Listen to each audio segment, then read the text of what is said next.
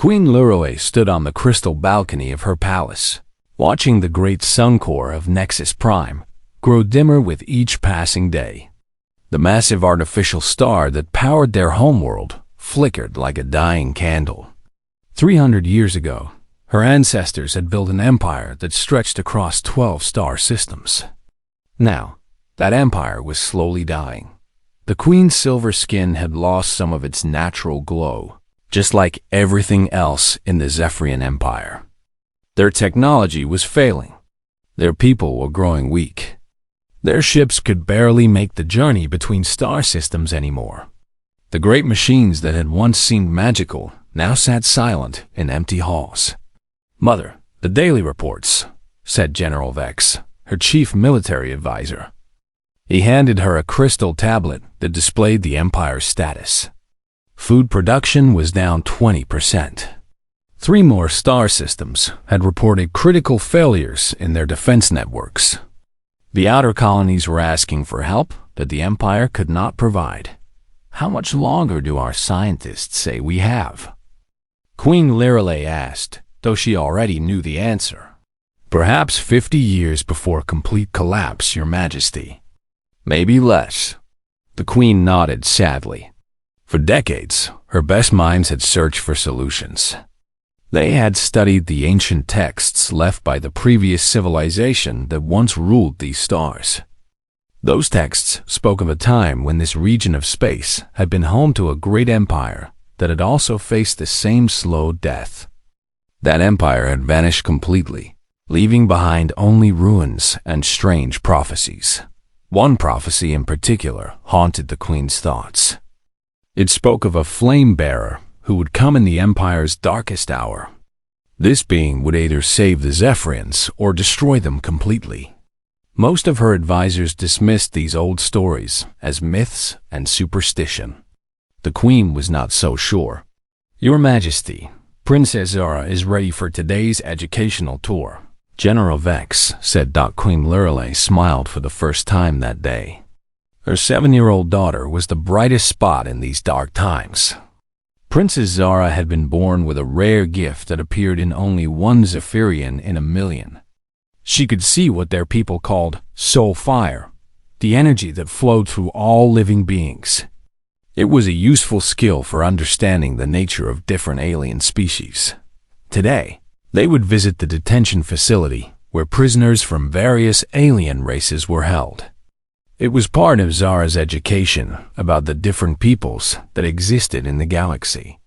As future ruler of the Empire, she needed to understand their allies and enemies. The Queen found her daughter in the palace gardens, sitting beside a fountain that no longer worked. The water pumps had failed months ago, and their engineers could not figure out how to repair them. Princess Zara was studying a small flower that grew near the fountain's base. "What do you see, little one?" the Queen asked. "The flower's soul fire is very bright, Mother. It wants to grow, even though the water has stopped flowing. It is trying very hard to live."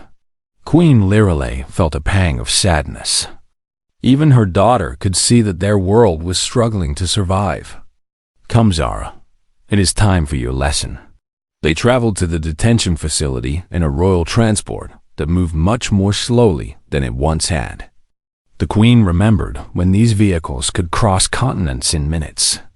Now, the journey took nearly an hour. Their driver had to restart the engines twice. The detention facility was a massive structure built into the side of a mountain. It held prisoners from dozens of different alien species, most captured during border conflicts or trade disputes. The warden, a tall Zephyrian named Commander Kess, met them at the entrance. "Your Majesty, Princess Zara, welcome. I have prepared a safe route through the facility that will allow you to observe various alien species without danger." They walked through long corridors lined with energy, barriers that contained different types of beings. Princess Zara studied each one carefully, describing their soul fire to her mother. The Rockthani had angry red flames. The Voltari showed cool blue sparks. The Henry displayed nervous yellow flickers. At the end of the tour, They reached a section that held only one prisoner. Commander Kess hesitated before approaching this final cell. "This one is unusual, Your Majesty. We captured him 3 weeks ago during a border skirmish. He claims to be from something called the Terran Colonial Fleet. We believe his species calls themselves humans." The Queen had heard reports of this new species. They had only recently discovered faster-than-light travel and had begun exploring the outer regions of Zephyrian space. Most reports suggested they were primitive and aggressive, though they showed surprising adaptability. The prisoner sat calmly on a simple bench in his cell. He was smaller than most aliens the Zephyrians had encountered, with pale skin and strange hair that covered only the top of his head. He wore a dark blue uniform with metal symbols that must have indicated his rank. Unlike other prisoners, who usually paced or showed signs of fear, this human simply sat quietly. "He has been like this since his capture," Commander Kess explained. "He does not seem frightened or angry. He just watches, and he has been studying the quantum locks on his cell as if they were puzzles to solve." Princess Zara approached the energy barrier slowly. Her silver eyes grew wide as she looked at the human prisoner. The Queen saw her daughter's expression change from curiosity to amazement to something that looked almost like fear. "What is it, Zara?" the Queen asked. The little princess stepped closer to the barrier. The human noticed her approach and looked up. His eyes were a strange brown color, unlike any the Zephyrians had seen. When he smiled at the child, his expression was gentle and kind. Princess Zara gasped softly. Her hands trembled as she pointed at the human. "Mom, it's him," she whispered. The Queen felt her blood turn cold. "What do you mean?" "His soul fire, Mother. I have never seen anything like it. It burns so bright, but it changes. It bends the space around it. It is exactly like the old stories describe." Queen Lirale looked at the human prisoner with new eyes. She opened her own awareness, trying to sense what her daughter was seeing. What she felt made her step backward in shock. This being's energy signature was unlike anything in their records. It pulsed with a power that seemed to defy their understanding of physics. The human stood up and approached the barrier. When he spoke, his words were in perfect Zephyrian. "Your Majesty," he said with a slight bow. "I am Commander Marcus Chen. Is there something I can help you with?" The words hung in the air like a challenge. Perfect Zephyrian, spoken by an alien who was supposed to be primitive. Commander Kess stepped forward quickly, his hand moving to his weapon. "How does this creature know our sacred language?" he demanded. Queen Lirale raised her hand to stop him. She was more interested in how the human had learned their tongue than angry about it. Most alien species needed decades to master even basic Zephyrian. The language used complex sound patterns and mental concepts that did not exist in other cultures. "Commander Chun," she said carefully, "how long have you been studying our language?" Marcus smiled again, and Princess Zara noticed that his soul fire flickered with what looked like amusement. "About 3 weeks, Your Majesty. Since my capture. Your guards have been very helpful, though they probably do not realize it." Commander Kess's face darkened. "Impossible. No alien mind can learn Zephyrian so quickly." "Perhaps," Marcus said, "but I have always been good with patterns. Your language follows mathematical rules, just like any other system. Once you understand the foundation, the rest becomes much simpler." Princess Zara tugged on her mother's robes. "Mother, can I ask him something?" The Queen nodded, curious to see how her daughter would react to this strange being. "Why does your soul fire change colors?" Zara asked. "Everyone else stays the same, but yours moves like water." Marcus looked surprised by the question. He studied the little princess for a moment before answering. "I am not sure what you mean by soul fire, but humans adapt to different situations. We change our thinking based on what we need to understand. Maybe that is what you are seeing. Show me," Zara said. Zara, That is enough, the Queen warned. But Marcus had already begun to demonstrate. Watch, he said, pointing to the quantum lock on his cell door. When I look at this device, I try to understand how it works. I think about energy patterns and mathematical relationships. Princess Zara gasped. His soul fire shifted from its normal bright white to a deep blue that pulsed in rhythm with the lock's energy field. Now, Marcus continued, looking at a guard's weapon, I consider this tool and how it might be built. His energy signature turned red and moved in sharp, precise patterns. And when I look at you, little princess, he said, turning to Zara, I see a child who wants to learn about the universe. His soul fire became warm gold, gentle and protective. Commander Cass backed away from the cell. Your Majesty, this being is dangerous. No creature should be able to change its fundamental nature so quickly. But Queen Lirelei was thinking about the ancient prophecies. The flame bearer was described as one whose inner fire could adapt to any challenge, who could see solutions where others saw only problems. She had always imagined this figure would be a Zephyrian, perhaps one blessed by their gods. She had never considered that it might be an alien. Commander Chun, she said slowly, what do you know about our current difficulties? Marcus's expression became more serious. Your empire is dying, Your Majesty. I could see it from space before my capture. Your sun cores are failing.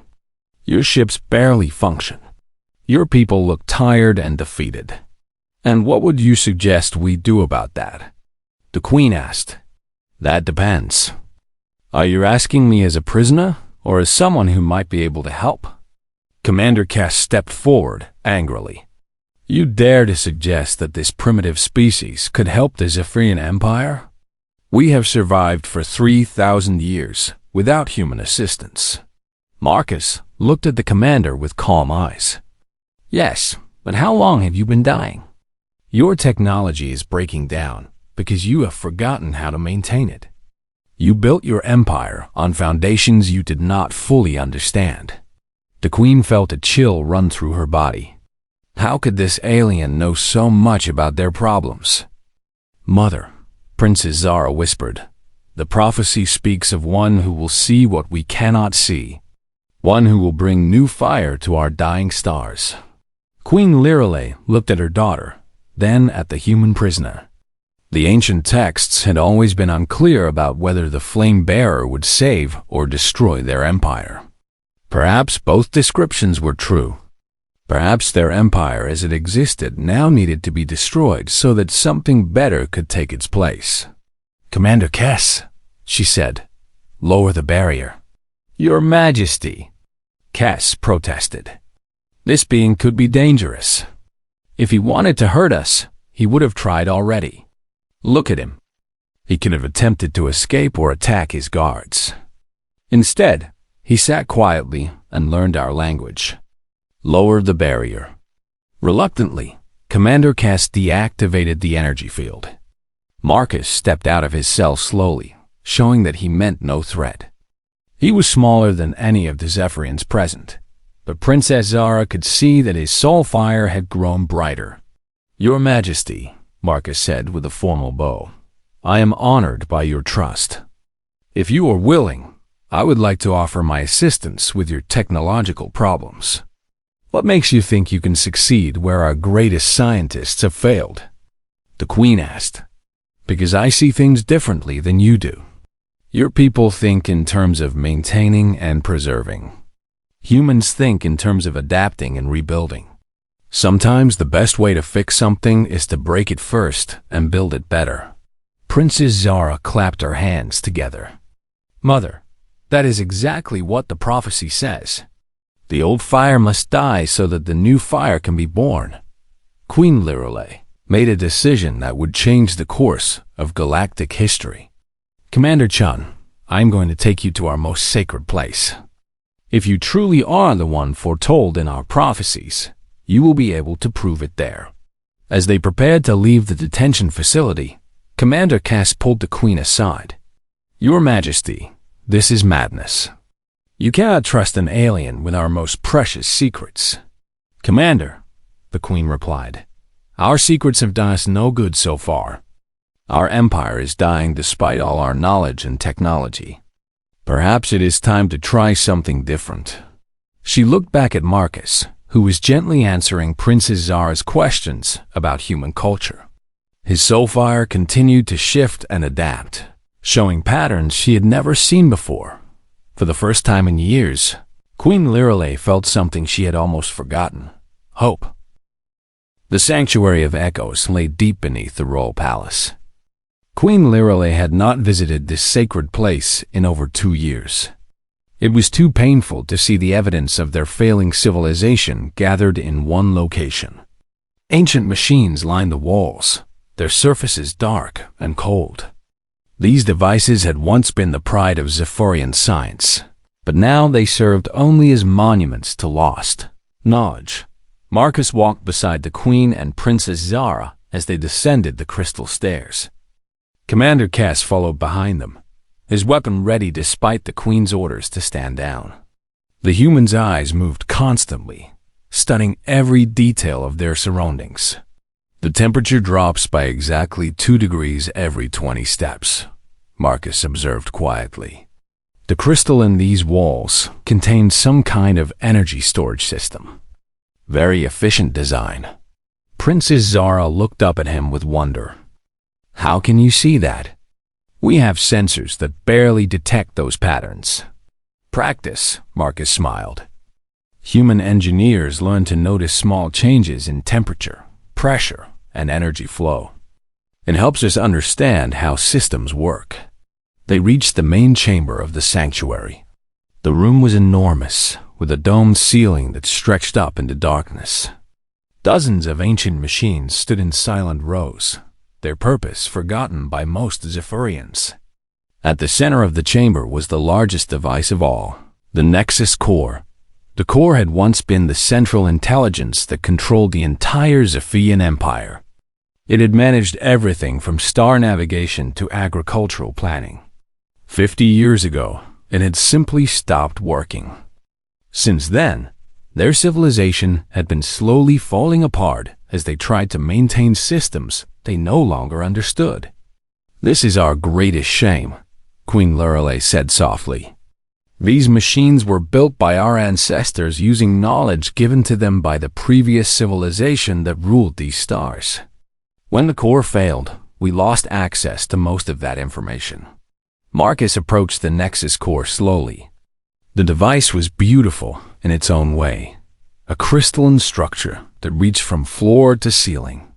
Complex patterns were carved into its surface, following mathematical relationships that seemed almost alive.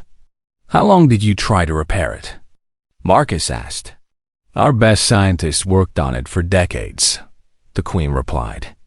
They could not even determine what caused the failure. Marcus began walking around the core, studying it from different angles. His soul fire shifted through various colors as he examined different aspects of the machine. Princess Zara watched him with fascination. Your people tried to fix it the same way they had always maintained it, Marcus said after several minutes. But this machine was not designed to be maintained. It was designed to evolve. What do you mean? Commander Kess demanded. Look at these patterns. Marcus pointed to the carvings on the core's surface. They are not just decorations. They are growth channels, like the veins in a living creature. This machine was supposed to change and adapt over time. When your sun cores began to fail, the energy frequencies in your empire shifted. The core tried to evolve to match those changes, but your maintenance systems prevented it. Queen Lirale stared at him. Are you saying we caused the failure ourselves? You tried to keep it the same when it needed to change. In human terms, you performed surgery to prevent a caterpillar from becoming a butterfly. Marcus moved closer to the core and placed his hands on its surface. Immediately, the chamber filled with a low humming sound. Lights began to flicker deep within the crystalline structure. Commander Kess raised his weapon. Step away from the core, Wait, Princess Zara called out. Look at his soul fire. Marcus's energy signature had become unlike anything they had seen before. Instead of shifting between different patterns, it was somehow connecting with the core itself. The machine's dormant systems began to respond, recognizing something in the human's touch that they had been waiting for. How are you doing that? The Queen whispered. I am not fighting the machine, Marcus explained, his voice strained with concentration. I am letting it show me what it wants to become. Your people tried to impose order on it. Sometimes, you have to allow chaos before you can find a new kind of order. The humming grew louder. More lights began to flicker throughout the chamber as other ancient machines responded to the core's awakening. Princess Zara clapped her hands in delight as devices that had been silent for decades began to stir with new life. But something was wrong. Warning signals began flashing on the chamber's walls. An automated voice spoke in ancient Zephyrian, using words so old that even Queen Lirale had trouble understanding them. It says the core is trying to access systems that no longer exist, she translated. The connections to the outer star systems have been severed. Marcus nodded, still maintaining contact with the machine. The core is trying to wake up, but it cannot find the rest of its network. It is like a brain trying to control a body that has been partially paralyzed. Can you help it? Princess Zara asked. Maybe, but I need to understand more about your empire's original design. The core is showing me fragments of information, but the picture is incomplete. Suddenly, the machine pulsed with brilliant light. Marcus stumbled backward as information flooded into his mind. The Queen caught his arm to steady him. What happened? She asked. Marcus's eyes were wide with shock. Your empire. It was never supposed to last forever. The previous civilization built it as a temporary solution to a much larger problem. What problem? Commander Kess demanded. The sun cores were meant to burn out. When they failed, your people were supposed to move to a new kind of energy system. But somewhere along the way, you forgot that part of the plan. The core's lights began to fade as its brief awakening exhausted the remaining power in its systems. But before it went dark completely, it projected a holographic star map into the air above them. The map showed their empire as it existed now, with 12 failing star systems connected by fragile trade routes. Then the map changed, showing what the empire was meant to become. Instead of 12 isolated systems, it displayed a vast network of hundreds of star systems powered by energy sources that the Zephyrians had never seen before. Stellar nurseries, Marcus breathed, studying the projection. They were going to harvest energy directly from young stars and black holes. That is why the core was designed to evolve. It needed to learn how to manage power sources that had not been invented yet. The hologram faded as the core returned to dormancy. The chamber fell silent once again, but the implications of what they had seen hung heavy in the air. Queen Lirale looked at Marcus with new respect. You awakened the machine that our greatest scientists could not repair. You made it show us secrets that have been lost for centuries. How? Marcus smiled tiredly. Because I did not try to make it work the old way. I asked it to show me the new way. Princess Zara tugged on his sleeve. Can you make it work again? Can you save our empire? Marcus looked around the chamber at all the dormant machines, then up at the Queen who was waiting for his answer. I can try, he said, but it will require building something that has never been built before. And your people will have to accept help from humans. Commander Kess stepped forward. Our people will never accept guidance from primitive aliens. Then your people will die, Marcus replied simply. The choice is yours.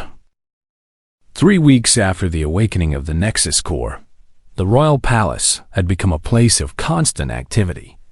Marcus worked 18 hours a day in a laboratory that Queen Lirale had given him access to. Princess Zara spent most of her free time watching him work, her unique sight helping him understand energy patterns that human eyes could not see. The core was now functioning at partial capacity, sharing fragments of the ancient knowledge that had been locked away for so long. What it revealed was both amazing and terrifying.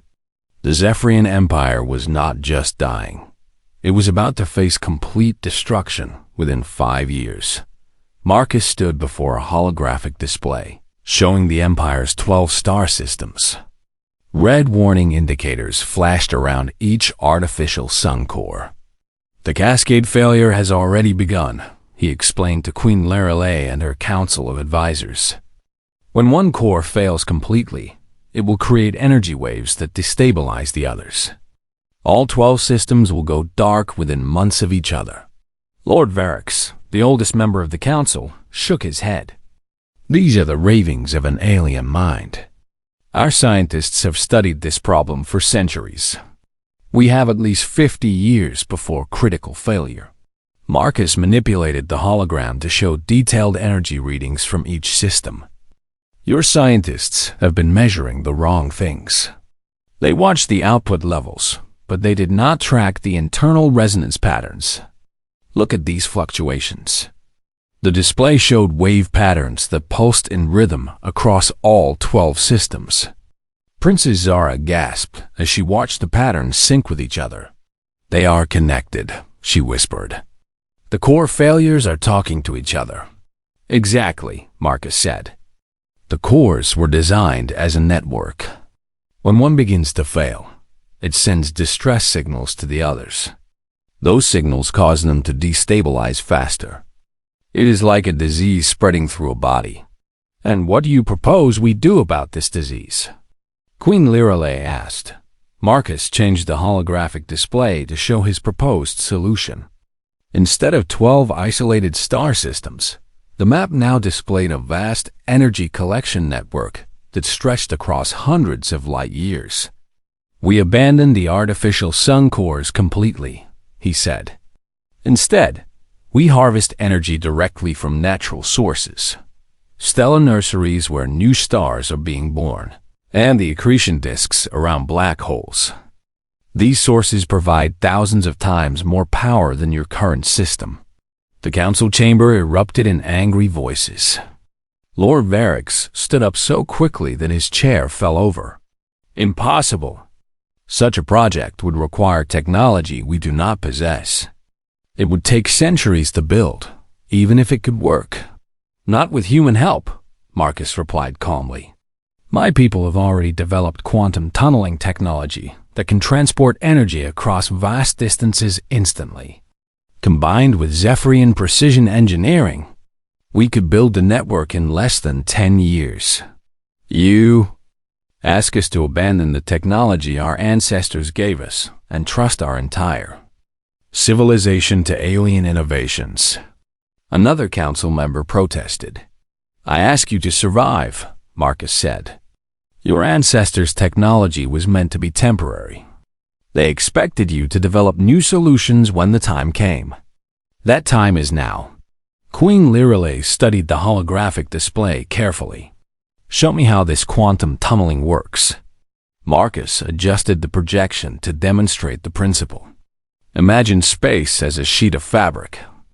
Normal energy transmission follows the surface of the fabric, traveling long distances slowly. Quantum tunneling creates temporary holes in the fabric, allowing energy to jump instantly from one point to another." Princess Zara's eyes lit up with understanding.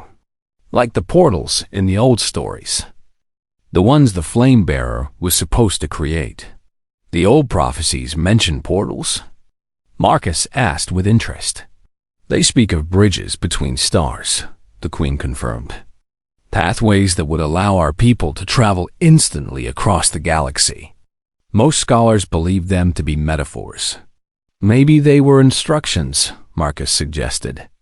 "Written by the previous civilization to guide you when you were ready." Over the following days, Marcus worked with a small team of Zephyrian engineers who were willing to listen to his ideas. They began building a prototype energy collector that combined human quantum technology with Zephyrian control systems. Princess Zara helped by describing the energy patterns she could see, guiding their work with her unique perception. But not everyone was supportive of their efforts. Lord Varix and his supporters called for Marcus to be returned to prison. They argued that accepting help from primitive aliens was beneath the dignity of the Zephyrian Empire. "We have ruled the stars for 3,000 years, Lord Varix declared in an emergency council session. Are we now to bow before creatures who have barely learned to travel between worlds? We are dying, Queen Lirelei replied sharply. Our pride will not keep our people alive when the sun cores fail. Then let us die with honor rather than live as servants to alien masters. Princess Zara stepped forward, something she had never done in a council meeting before. Lord Varix, may I ask you something? The old nobleman looked surprised but nodded. Can you see Marcus's soul fire? She asked. I am not blessed with your gift, princess. Then you cannot see that he has no desire to rule us.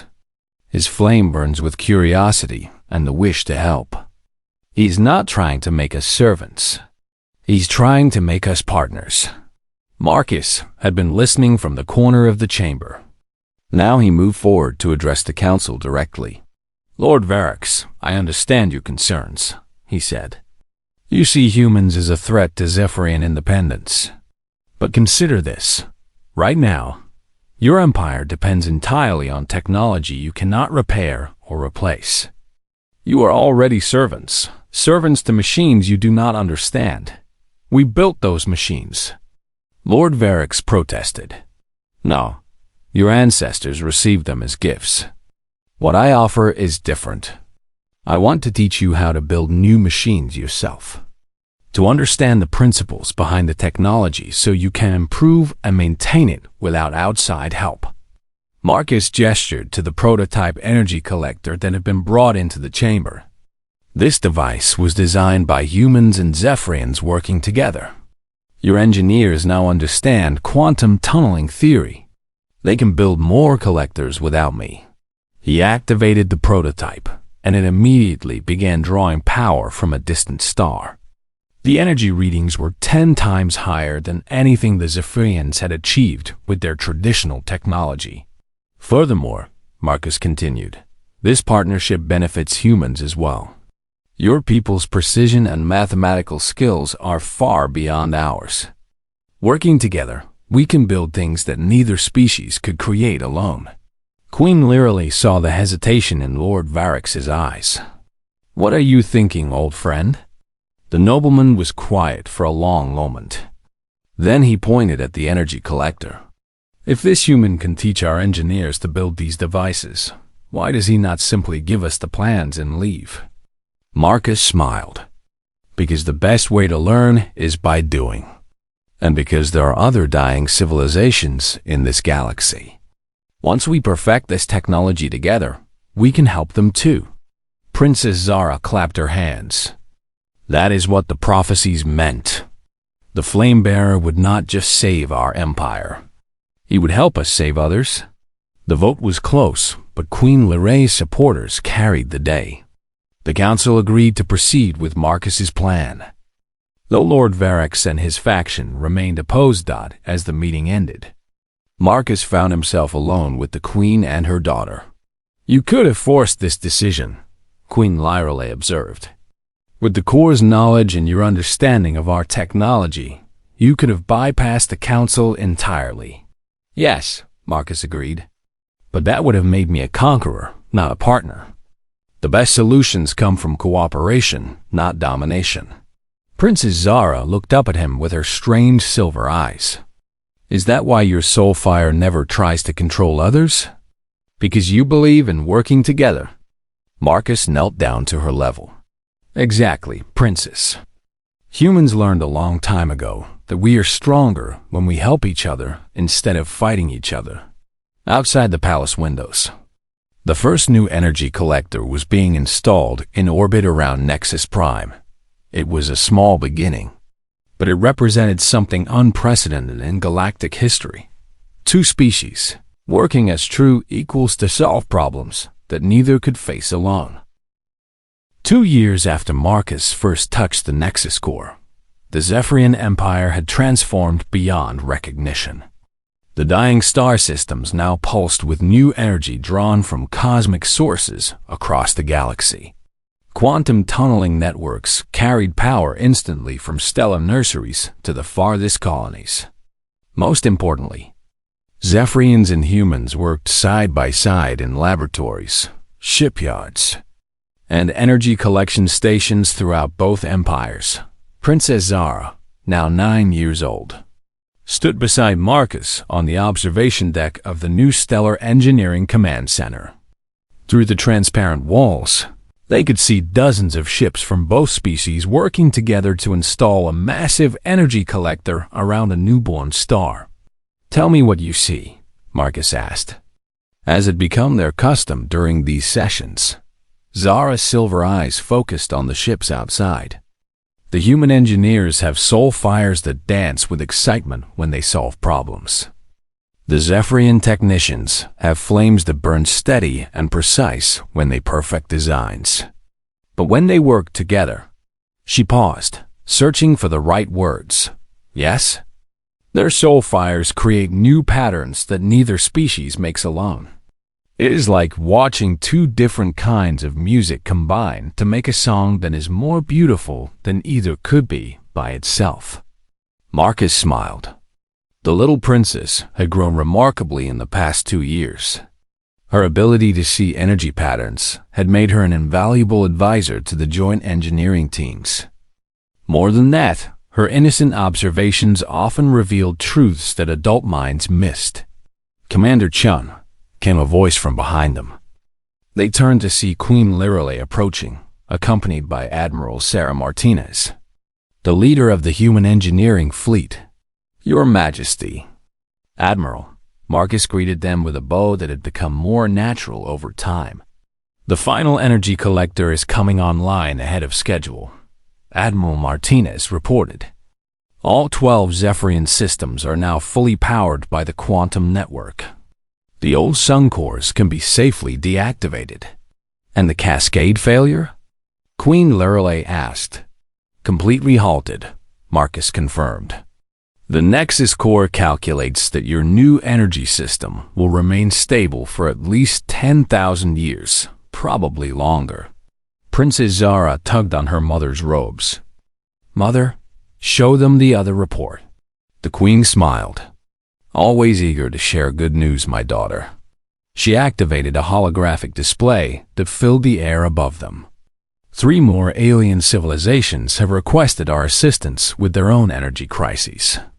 The Altarian Confederation, the Thexus Assembly, and the Outer Rim Collective. Admiral Martinez studied the display. "That's more than we can handle with current resources. Which is why," Queen Lirale continued, "I am proposing to formalize our partnership. Not just a treaty between our governments, but a true alliance that combines our people's strengths for the benefit of the galaxy." Marcus looked surprised. "Your Majesty, that's a significant step. Are you certain your people will accept it?" Lord Varix and his supporters have been remarkably quiet since the energy network saved their family estates on the outer worlds. The Queen replied with amusement. "Success has a way of changing people's minds about cooperation." The observation deck's communication system activated, and Commander Kess's voice filled the air. "Your Majesty, the ceremony is ready to begin."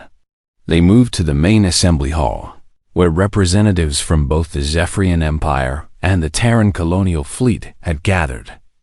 The hall itself was a symbol of their cooperation, built using human modular design principles but decorated with Zephyrian crystal art that captured and amplified the room's natural light.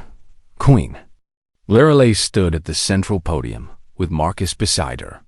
The crowd included hundreds of engineers, scientists, diplomats, and military officers from both species who had worked together to make this moment possible. 2 years ago, the Queen began, our empire was dying. We faced a crisis that our greatest minds could not solve alone. Today, we not only survive, but thrive, because we learned the value of working with others who see the universe differently than we do. She gestured toward Marcus. Commander Chung could have used his knowledge to conquer us. Instead, he chose to teach us. He could have demanded payment or territory. Instead, he asked only for the chance to help other civilizations facing similar problems. Marcus stepped forward to address the assembly. Your Majesty honors me, but this success belongs to all of us. Human creativity combined with Zephyrian precision created something neither species could build alone. That is the real lesson of these past 2 years. We are stronger together than apart. The Queen activated another holographic display, this one showing their shared vision for the future. The map revealed a galaxy where dead and dying star systems were brought back to life through quantum energy networks. Trade routes connected hundreds of worlds. Joint research stations explored the mysteries of physics that no single species could unravel. This is what we offer to the galaxy, Queen Lorelei declared. Not conquest or dominance, but partnership and renewal. The Terran-Zephyrian alliance will help any civilization that faces extinction, regardless of their technology level or political system. Princess Zara stepped forward, carrying a crystal tablet containing the formal alliance agreement. As she handed it to her mother, she looked out at the crowd of humans and Zephyrians. The old prophecy spoke of the flame bearer who would save our empire, she said in a clear voice that carried throughout the hall. But the prophecies were incomplete. The flame bearer did not come to rule us or replace us. He came to teach us how to carry our own flames more brightly. She looked at Marcus with gratitude. And now we can teach others to do the same. The formal signing took only minutes, but the celebration lasted for hours. As the crowds gradually dispersed, Marcus found himself alone on the observation deck once again. The stars outside seemed brighter somehow, full of promise and possibility. Princess Zara joined him, as she often did during quiet moments. What happens now? She asked. Marcus pointed to a distant star cluster where the Alterian Confederation was waiting for their help. Now we go out there and do it again. And again. Until every dying civilization has the chance to become something new. Will it work? Can we really help everyone? Marcus smiled at her earnest question. We can't save everyone, Princess. But we can show them how to save themselves. And maybe that's enough. They stood together in comfortable silence, watching the ships of 2 species working side by side among the stars. In the distance, the quantum energy network pulsed with power drawn from cosmic sources beyond imagination. But the real achievement was simpler and more profound.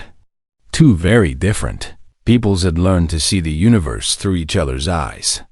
The prophecy had spoken of a flame bearer who would save the Zephyrian Empire. But the truth was more beautiful than any ancient text could have predicted. The real flame was not carried by one being, but kindled in the cooperation between species who chose to help rather than conquer, to teach rather than dominate, and to build a future where no civilization would have had to face extinction alone. As they prepared to visit their first client civilization, Princess Zara made an observation that would guide their alliance for generations to come. Marcus, I think the prophecy wasn't just about saving us. It was about teaching us how to become flame bearers ourselves. Marcus nodded, watching a Zephyrian engineer and a human technician solve a complex problem together. Their different approaches creating a solution neither could have found alone. Yes, Princess, I think you're right.